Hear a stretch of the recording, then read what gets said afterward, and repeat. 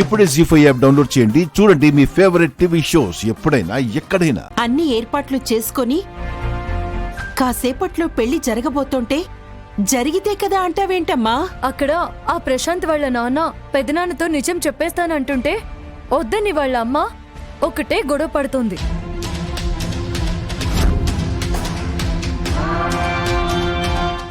అవును పెద్దమ్మా, నా కళ్ళతో నేను చూశాను.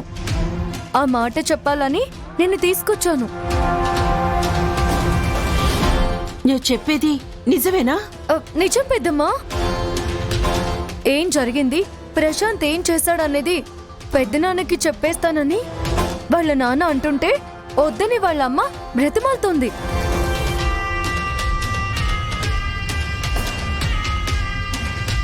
ఆ అబ్బాయి ఇంత దుర్మార్గం చేశాడని వాళ్ళ నాన్నే వచ్చి చెబితే ఇంకా ఆయన ఊరుకుంటారా? ఎందుకు ఊరుకుంటారు? ఇప్పటి వరకు పెద్దనాన్నకి నిజం తెలియదు కాబట్టి ప్రశాంత్తో ఈ పెళ్లి జరిపిస్తున్నారు. అదే నిజం రామా చెప్పినా ఆయన నమ్మలేదు.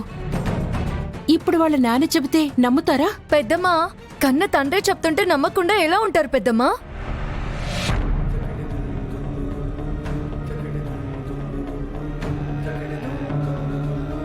అదే జరిగిందంటే మీ పెద్దనాన్న ఆ ప్రశాంతిని బతకనిస్తాడా? ఆ మాట చెప్పే వాళ్ళ అమ్మ ప్రశాంత్ వాళ్ళ నాన్నని ఆపాలని చూస్తుంది.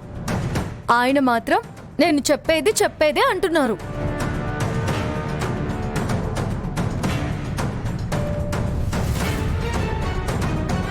శౌర్యది తప్పు లేదు. ప్రశాంతే అంతా చేశాడని ఆయనకి తెలిస్తే ఇదే గుడిలో ఆ ప్రశాంత్ ప్రాణాలు తీస్తాడు పెదనాన్న. ఆ రోజు వీడియో అందరూ చూసేలా చేశాడని తుపాకీతో ఆ శౌర్యాన్ని కాల్చబోయాడాయన. అలాంటిది దీనంతటికీ కారణం ప్రశాంత్ అన్న నిజం తెలిసాక ప్రాణాలు తీయకుండా ఊరుకుంటారా?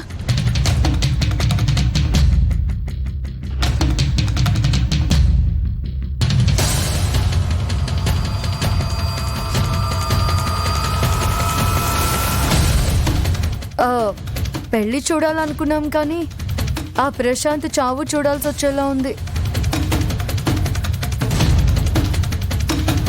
అందులో ఎలాంటి అనుమానం వద్దమ్మా. ప్రశాంత్ వాళ్ళ నాన్న పెద్దనాన్నతో నిజం చెప్పిన మరో క్షణం జరగబోయేది అదే. సరే రా వెళ్దాం పదా.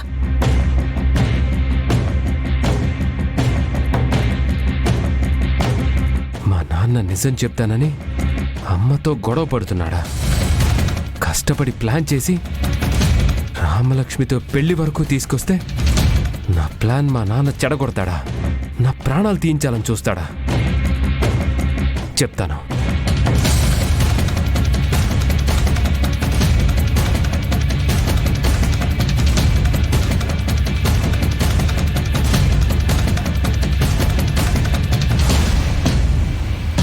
పెద్దమ్మా, మన ప్లాన్లో మొదటి స్టెప్ పూర్తయింది. నువ్వు చెప్పింది జరుగుతుంటావా? జరగబోయేది అదే, చూస్తూ ఉండు. రా.